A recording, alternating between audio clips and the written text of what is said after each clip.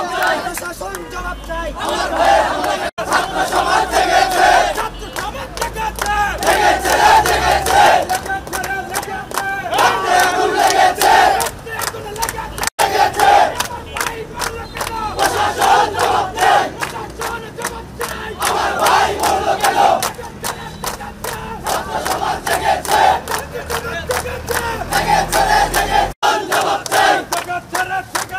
ছাত্র সমাজ জেগেছে, জেগেছে রে জেগেছে, বঙ্গবন্ধুর বাংলায় বৈষম্যের ঠাঁই নাই, বৈষম্যের ঠাঁই বাংলায় জেগেছে রে জেগেছে, ছাত্র সমাজ জেগেছে, জেগেছে, রক্তে আগুন লেগেছে, ছাত্র সমাজ জেগেছে, জেগেছে রে জেগেছে।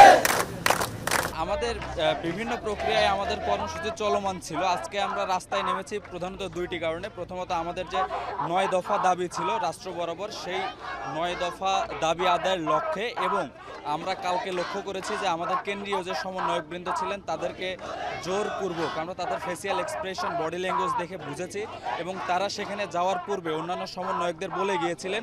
সে অনুযায়ী আমরা এই ধারণাটা আমাদের কাছে বদ্ধমূল যে তাদেরকে বন্দুকের নল ঠেকিয়ে এবং বাধ্য করে বিবৃতিটি পাঠ করানো হয়েছে। এই দুইয়ের প্রতিবাদে আমরা আজকে রাস্তায় বিক্ষোভ মিছিলের ডাক দিয়েছি সারা বাংলাদেশের সাথে সমন্বয় করে।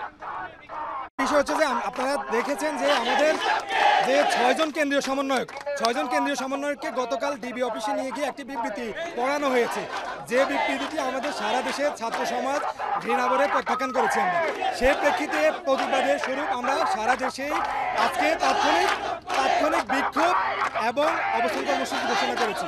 সেই প্রেক্ষিতে বৈষম্য বিরোধী ছাত্র আন্দোলন রাজশাহী বিশ্ববিদ্যালয়ে আজকে আমাদের অবস্থান কর্মসূচি।